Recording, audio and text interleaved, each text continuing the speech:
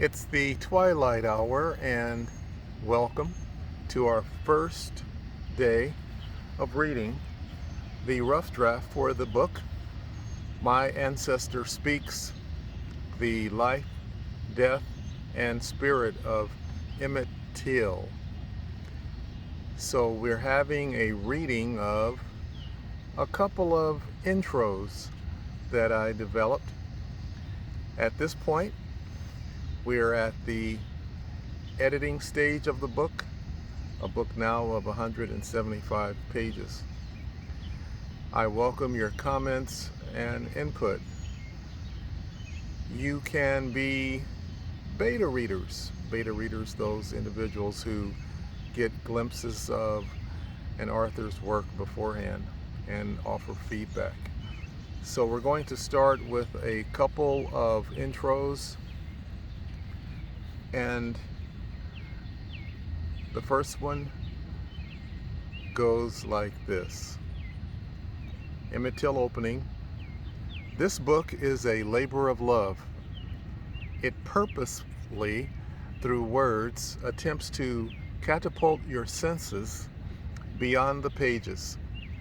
The many moments from which you arrive shall be those same moments of no return.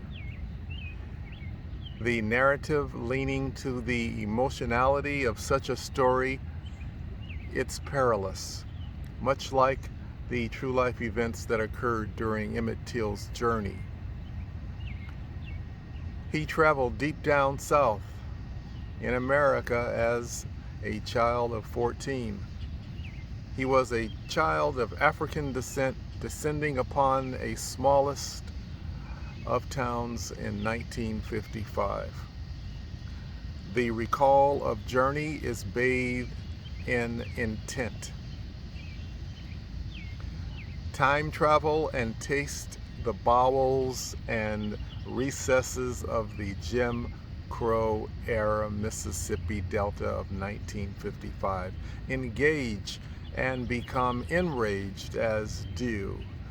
Try as you may to find relief from falling into the depth of oppression far as the eyes can see in the mist of the Mississippi Delta. It is no surprise that Mississippi is the birthplace of the deep down Mississippi Delta blues. My payment of literary homage to Emmett Till includes information from online and book research, and conversations with those learned about the life of Emmett Till. So, here I am, my long-awaited journey to bring a real-life journey to this entry point, ...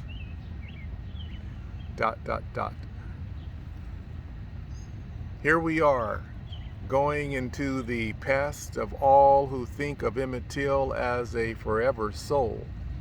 He is one worthy of keeping his life story alive through conversation, writing, and all other modes of communication.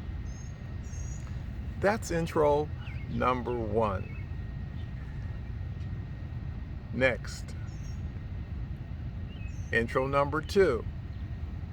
One of two possibilities, going against another intro that is already aligned with, considered even finalized in writing about Emmett Till.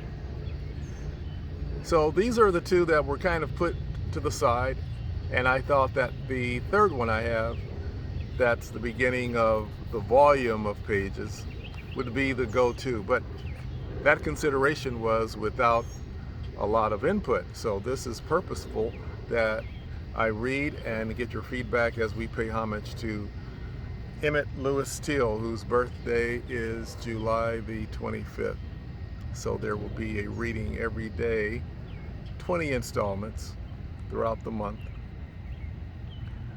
We will celebrate the life, the spirit as it lives beyond his death. Intro number 2, let's go. Once you have heard the story of Emmett Lewis Till, that is one story that you once heard, never ever will forget. Not even if you try. The name Emmett Till and the story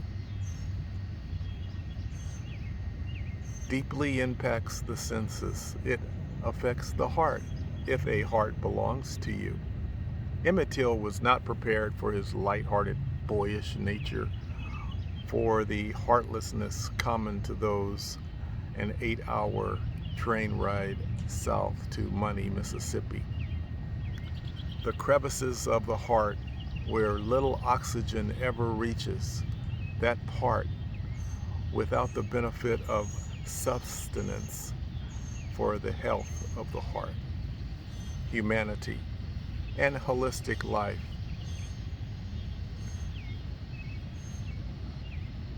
Which is what we might interpret as the definition of the soulless. Next paragraph. 1955 Money, Mississippi could be likened to the residual and bitter product of a broader American experience or attitude towards Africans of America. The social economic disparity, like still today, far too large a gap between the masses and a hate-filled makeup of a sovereign nation, America. The steady daily Southern diet of invented racial vulgarities by law and manner was concretely established in the American South. The environment and its guardians of oppression helped erect and secure as best possible, to extend as long as possible, a post-slavery, pseudo-slavery in the form of Jim Crow. Next paragraph. The death of Emmett Till produced, with the help of mass media, a vivid bookmark in history from which all could get a glimpse into American historical as well. Modern day atrocity. His single horror story proved to resonate even beyond the pale of being emblematic of how awful the South could be for a Negro. The example of how a jovial youth coming of age can easily get snuffed out. The Anglo-Saxon classes witnessing Negroes seemingly attempting to exercise freedoms and test written and unwritten laws of the land, too much for the abrasive resolve of men, but barely. His destruction was not a novel act in an America which chronicle upon chronicle of human sacrifice as a repeating common denominator. For the African of America, for being Africans of America, looking beyond the gaze of white supremacy, such would be met with the counter-reaction of economic deprivation, physical intimidation, terrorism, and death. In 1950s Money, Mississippi, the social blueprint outlined life-threatening diminishing returns for what seemed to be, for merely existing within the confines of the supremacist social system. Emmett Till was a victim of circumstance.